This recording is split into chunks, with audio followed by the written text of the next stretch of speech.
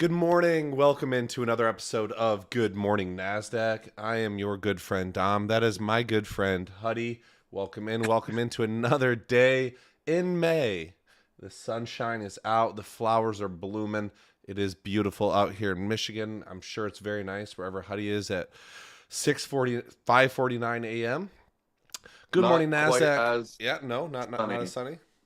Not quite as sunny right now, but we are in beautiful Los Angeles. We're sitting on the couch. We're enjoying a cup of coffee, and we're going to go over some gappers.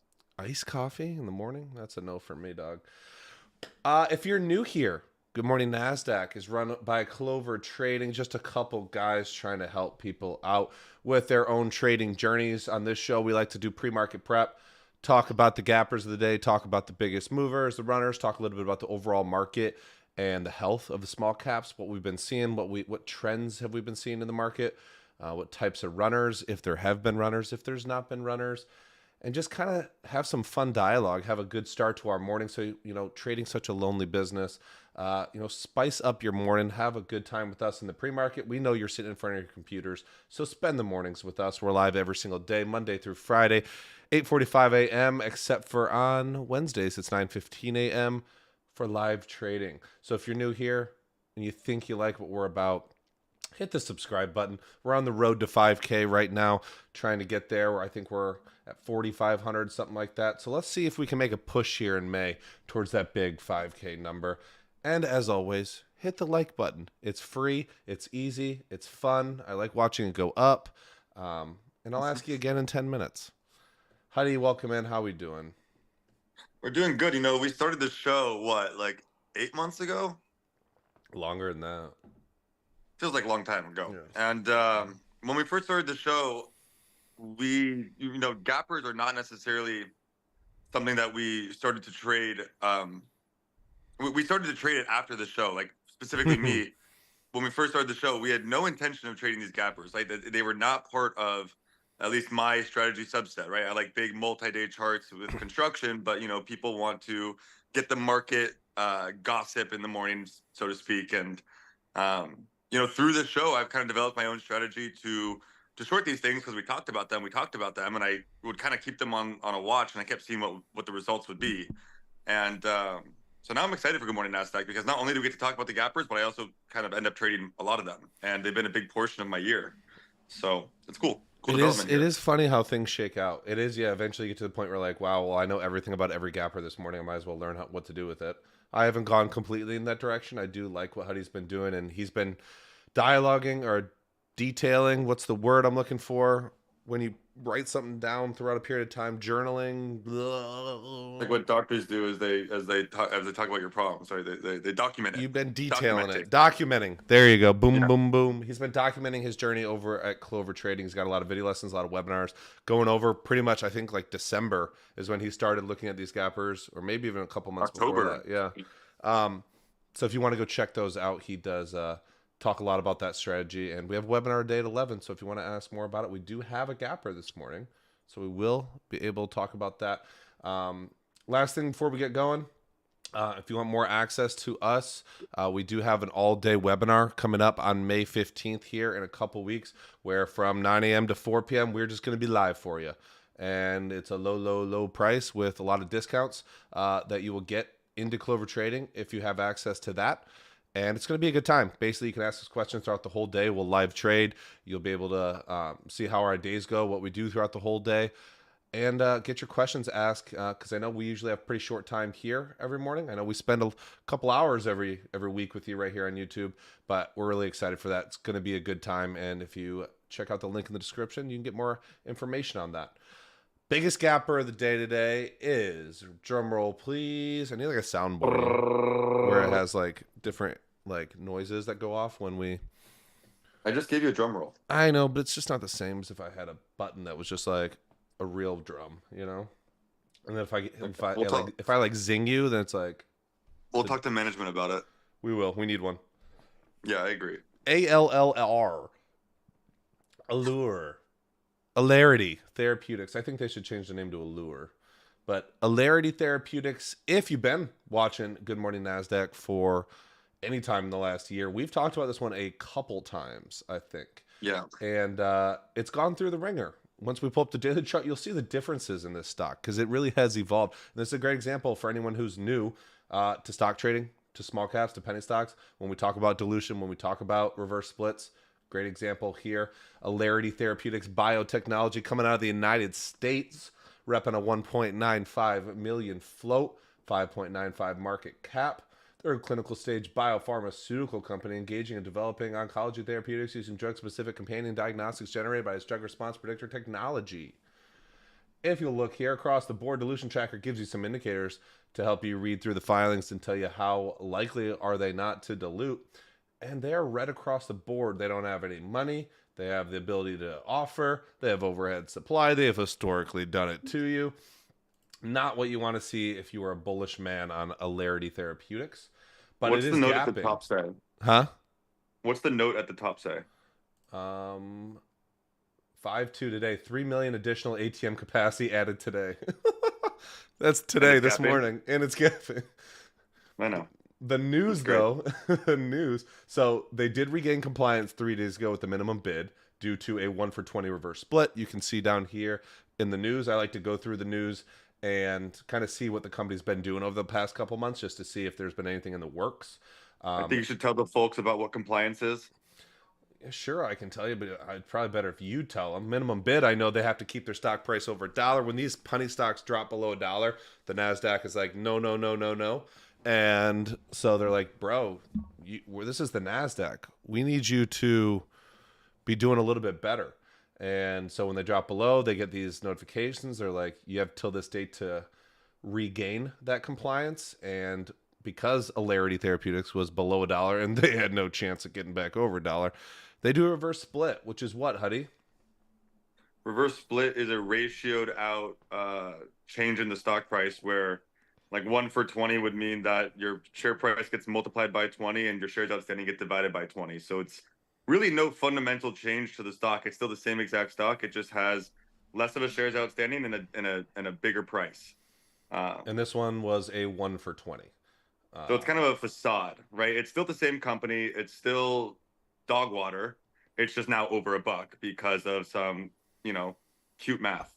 It is cute math. It was a weird one for me to learn at the beginning, and I was like, wait, so nothing changes except the price? And now they can move it more? So it's just like for a cheat instance, code. the market cap is still the same, right? Yes. That's what I'm trying to say. If you were in it already, you would just have a fraction of the shares that you had before, but it would equal the same dollar position. Their news today is they achieved a significant milestone with early conclusion of phase 2 trial in advanced ovarian cancer. And obviously, on the heels of this news, they also added $3 million to their ATM, which is an at-the-market offering, which is another way that they can dilute shareholders by selling stock from lower and making the price difficulter to move. Any other areas of this you want to go into? You want to go to the daily chart? Let's go into the daily chart. I think we understand the framework. So it's part of that framework where this is a stock that is dog water, that was in the gutter. It was, in the pennies below $1. Without doing any fundamental research, I can tell you that sub-dollar stocks are not good stocks. And now it's doing that rigmarole, what a lot of small caps will do, the cycle that we talk about, which is destroy their stock price by diluting, have to reverse split to get their stock price back up, PR to get some liquidity into the stock, and then get back to diluting and hopefully hold above $1 so that they can stay compliant. And if they don't, the whole process repeats. And there's other ways that it can happen, but this is the way that ALLR is happening. And so it's a beautiful representation of the penny stock world. Now, it doesn't mean it can't squeeze. I mean, it is a low float. It can do wild things. But in the long run, it's a dog water company. Is that the word of the day? What does dog water mean? I don't know. Minced meat. By the way, I love saying it. There was a period where you were like trying to make minced meat of something. It's just like always mincing meat.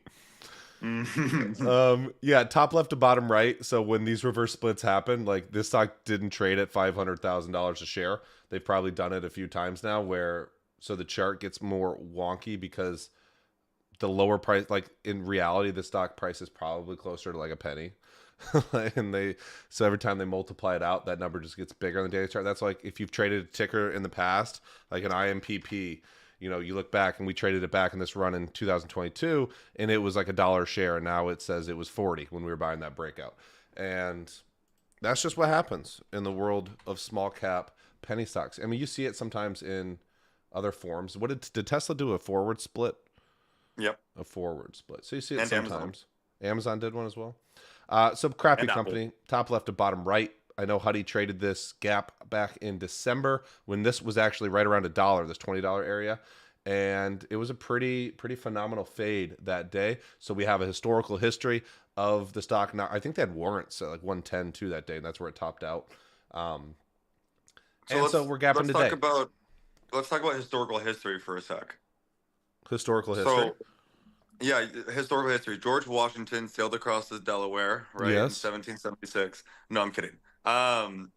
Historical history. So a lot of what I did to even create a strategy behind gappers is to look at every single stock that gaps up a certain percentage in the morning and just see what the end of day results were.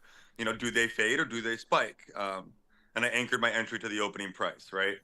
Um, and that was the foundation, and that went back across every single gapper, right? So I had thousands and thousands and thousands of samples to look through and get a good average or an idea of what these things do.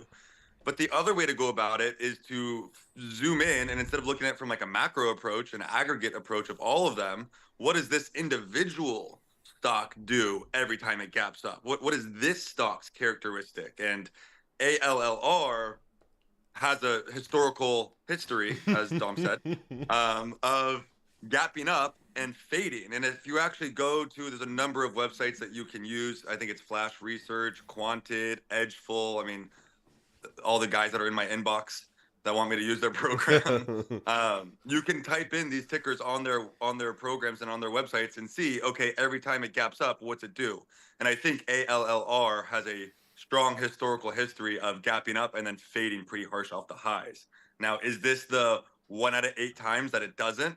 Maybe, but those are the odds that I'm personally willing to bet on, because it would be 1 out of 8 that I'm wrong. And that's a good win rate if I'm right. And then it's all about finding a strategy to implore, to give yourself good risk reward, to have a high win rate, to make some money, to not get stopped out, or to get stopped out in the case that this is a squeezer, because we do see it. Crappy companies run all the time. That is the world that we live in. And if they didn't run, we wouldn't have anything to trade. Why is Kyle posting Pepe coin memes in the room? I'm over that guy. Put DXYZ under so it. over him. Right. Is there any other gappers? Looks like EBS. Oh, so CNT. That was not from yesterday. EBS is one that's encroaching my internet out. 50%. Encroaching? That's a penalty. Not an interesting daily chart though. This one bored me when I pulled it up. Yeah, looks like it's a 52 million float, 150 mil market cap. Just a bigger company, bigger stock. They do have a big ATM. And it's the earnings winner. What that initially makes me feel like, the bigger the stock, the way that like Dom just kind of put that, it means that like it's kind of loaded, which in my opinion, or what I've experienced, is it doesn't move very much. It's harder to make it move. It's more of like a not really a grinder, but I don't think you're going to see like these swift drops and it's going to like fade 50%. It might fade, it might spike, it might do both at some point throughout the day, but I don't think you're going to see huge percent range within the stock, because it's kind of a bigger mover. And obviously some are outliers, but that's how I feel about these bigger floats. Yeah, I just feel like they just don't trade the way I want them to trade. When I'm looking at a 3 million float stock and it's going on a multi-day move, I know what to expect out of it. I know what patterns it's probably going to do. When you start talking about these bigger market caps, bigger floats, they sometimes just move in ways that are a lot more difficult to predict and analyze.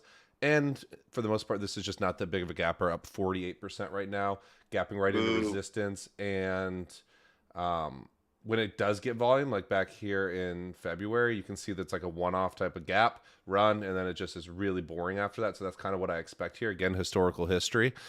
And there was another one, earnings winner. I'm just not interested in buying earnings winners or shorting earnings winners. I would be prepared to short an earnings winner if it ran enough. Like RENT, I think, is a good example of that. It's kind of like a stock like this we would have talked about. End up going from 5 to 30, squeezing everyone out, and did fade quite nicely. I don't think I shorted that, but that's something where if it did turn into something, I'd be interested, but not at this current moment in time. Any questions you guys have? Because Are there no more gappers? SGBX is sneaking up. No. Huh? No. What is that in the 20 cents range? $3. Whoa. Wasn't it just 20 cents like a week ago? Did they? How recently did they reverse split? I feel like we just talked about that one. It Like I was says in the car and pump slam. yesterday they announced a reverse split, so this is probably day one. And I love this. So you have guys like Zach Morris and even some other chat rooms that I know that are just like buying the reverse splits and kind of getting the crowd behind them. And I just think it's a great way to bag a bunch of people. And unfortunately, stock trading is a zero-sum game. And so I really root for those people that like to pump reverse splits because I just think the results speak for themselves.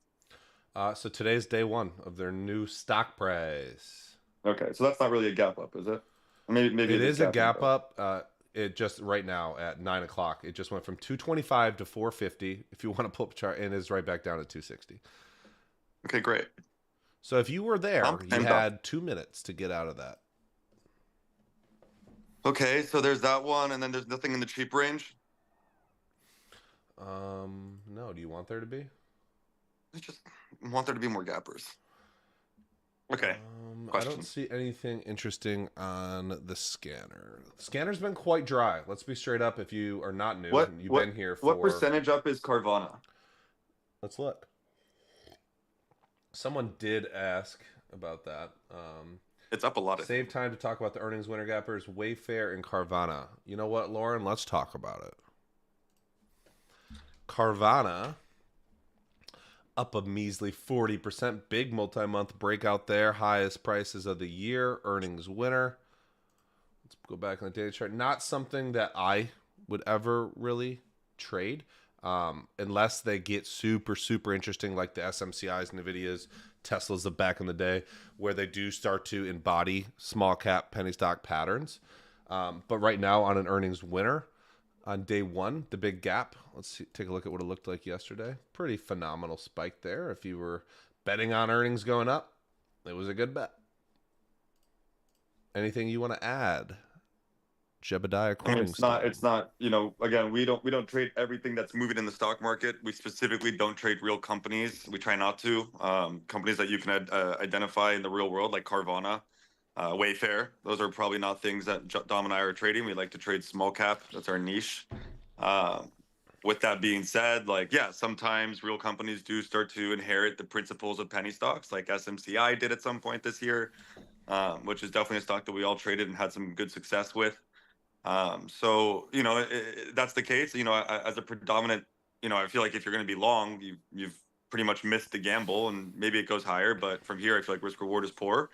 But if it does keep going, it goes maybe 200 plus within a day or two, which I think is highly unlikely and not a realistic scenario. I'd maybe consider a short or a put on something like that. But again, I don't think there's a likely scenario that it even does what I need it to do to look extended, because that's not really how billion-dollar companies trade. There is high short interest, got 30% short interest, what I read somewhere on Twitter. So I think that is helping fuel this earnings winner / squeeze. And so if the squeeze gets squeezed, that's when I start to get interested into a real company. Kind of like DJT yesterday. Yeah. There's a question again about the JAGX filings. Oh my God. Looks like this morning or yesterday at 4:30, they put a notice of effectiveness for S3. That's scary.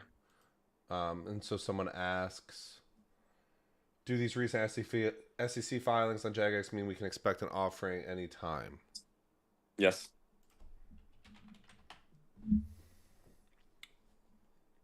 Yes or no, right? I said yes. For sure? Yeah, I mean, yeah. They filed 16. They filed a shelf, right? Million shares.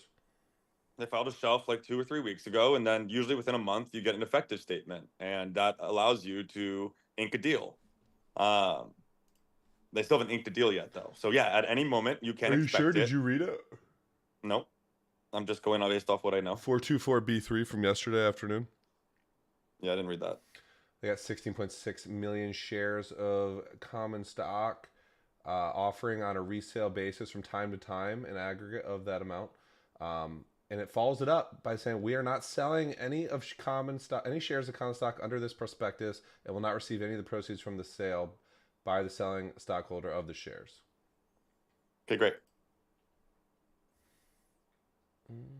What does that mean for you? Smart guy? I think, again, like my thesis is you kind of allured to it the other day, which is like they're kind of limited by how much they can dilute because of the baby shelf rule. I think you said that they can only dilute 1/3 of their public held float. Yeah. So I think that they're going to want to get their MVPHS over 75 mil and then really get a good dilutive deal going at a higher price, because from here, I don't think they're going to make much money. They're just going to destroy their stock. And they are under $1 and they are non-compliant. And they promised us, pinky promised, that it's in the filings, that they wouldn't do a reverse split. So if they did an offering from here, it would be really hard for them to get over $1 without doing a reverse split. So I don't think they're in like that big of a rush. Although looking at their cash position, I could change my opinion. These are all just my opinions. But I'm just not scared. And if it does dilute on me, that's life. It is life. You just gotta, with stuff like this. I mean, I think I said it yesterday morning. At the end of the day, it's a 20-cent stock. There's this stuff involved in every 20-cent stock. Read into it. Don't read into it. Be aware of it. Ideally, it keeps a lot of longs away, and we get a breakout in the next day or two, and it's just like not crowded. But I don't think too much into it. I just make sure that I have good averages. I'm paying attention to it throughout the day. I have stops in place. And what is the float? 287. What's 200? Really? 287, 123 million, right? Yes. Times 0.20. So that's like a 57 million float. And like just rough ballpark numbers. So yeah, I think them to get this thing to like what? In order to get to 75, that's like 30% more, rough math. So yeah, like I think they want this stock over 30 cents. Yeah, that's why I think the breakout's going to work. I think they, whoever they are accumulating at the breakout, curling it out, making it look attractive, weeding out the weak-handed longs to set it up at 25, break it out, get it to 30, gap it up, and then from there, it's their world to do what they need to do. It's actually always their world. You just don't know what time frame that's on or how it goes about doing it. All right. Any other questions? People asking about weed stocks this morning. First Green Day potentials on them. Let's take a look at a couple of these charts. I got bombarded yesterday. I see a world where they bounce. I mean, they were absolutely bounceless yesterday, correct? Yeah. Maybe today's a new day and they take on a new characteristic trait. Maybe it was a super crowded long and just everyone got bagged. And like, again, like weed stocks historically bag people. So it's like, unless it's like a really solid chart pattern, I'm probably staying away. And if it resets up and shows me strength, shows me different characteristics, I'll fancy the idea. But just because it sold off super hard after going up super hard doesn't mean like the third day is like ping pong action. It can, but that's not something like, I think it's too 50-50 for me to have a constructed bet there. Yeah, it technically doesn't fit criteria for reversals. And I don't even think any of the sympathies do either, the lower float ones. I've decided for myself that I'm letting them live for a bit. It wouldn't shock me if they bounce back. We're right at the breakout level right now, 1140, 1150. A bounce back into the 12s doesn't surprise me. I would much rather be a participant if they hold up and go to break out over the highs versus trying to play them down here.